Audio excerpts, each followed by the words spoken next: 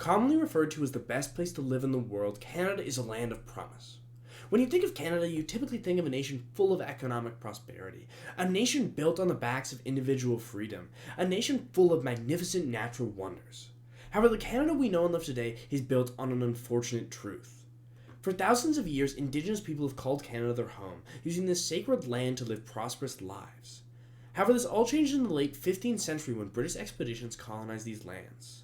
In the process of colonization, Indigenous individuals were forcibly stripped of their basic rights, culture, and resources. And unsurprisingly, over time, this continued disregard for Indigenous people has led to a crisis. In reported suicide. It is no surprise today that Indigenous communities are dealing with a massive generational trauma issue that is leading to what experts are calling a suicide crisis. In Canada, the typical suicide rate for non-Indigenous individuals is 8 per every 100,000. However, this jumps to over 24 deaths per year for Indigenous peoples. Let that sink in. Indigenous individuals are 3 times more likely to take their own lives. But what's causing this? Well, unlike many other people in Canada, Indigenous communities face massive inequalities in not having access to the same resources like water, healthcare, and education. These resource inequalities force the Indigenous people to suffer through extremely difficult living conditions that over time create a cycle of generational trauma that eventually manifests in the suicide crisis we are facing today.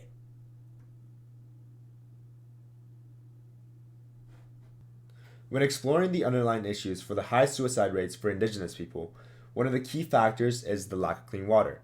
The Ojibwe phrase Nibi Onje Bima Diziwin, or water is life, has become a rallying cry for Indigenous environmental justice worldwide. Canada possesses the world's 3rd largest freshwater reserves, with 9% of Canada's surface area being covered by fresh water. Despite this, 618 First Nations communities are still not supplied with safe drinking water. The lack of clean water that Indigenous groups in Canada experience since birth leads to poor health at a young age. And due to this, Indigenous people will experience trauma starting from a young age.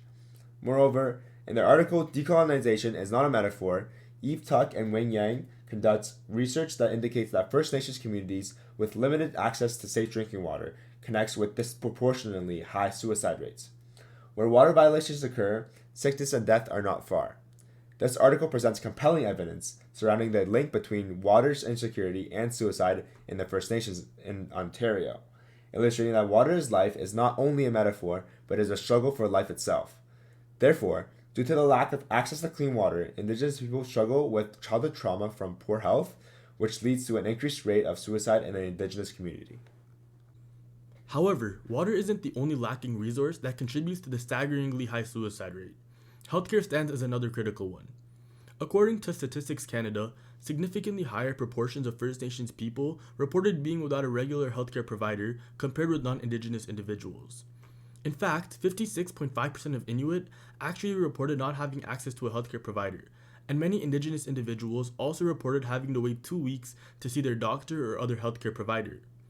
Indigenous individuals also have less access to mental health resources, and since Indigenous people face poorer reported physical and mental health, a higher prevalence of chronic conditions, and disabilities compared to non-Indigenous individuals, having access to adequate healthcare should be a necessity. Also, according to the Government of Canada, Indigenous people face multiple barriers in accessing adequate mental health and substance use care, primarily due to systematic racism. All this combined plays a big part to the suicide crisis. When Indigenous people find the strength to seek support, that support is not available.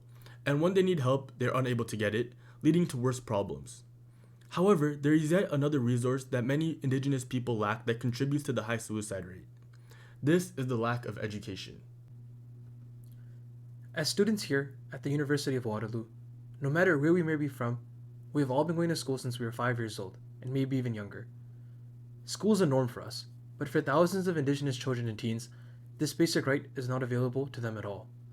In fact, according to the Center of Preventing Suicide, the fact that this many Indigenous people have limited access to education and employment, and therefore a higher instance of poverty, actually leads to them having more experiences of trauma. Not only this, but most reserves don't even have high schools. So the kids are required to go very far to a school that they are all treated as outsiders in, again leading to a traumatic experience.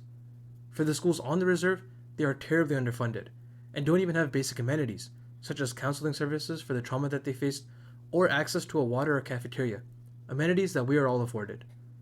Due to this, over half of the Indigenous population living in Ontario reserves do not hold a high school degree, compared to the 91% of the Ontario population, making it very difficult for them to find any employment at all.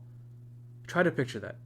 Going so far to school every day where you're discriminated against, all to likely not even gain a degree and thus not find employment. This itself leads to a future of so many people having to live in poverty, which causes their mental health to deteriorate, leading so many of them to take their lives. This exact reason is why the issue of lack of education must be addressed in Canada. We've seen how a lack of basic resources force Indigenous individuals into extremely traumatic situations. However, this is not an unsolvable problem.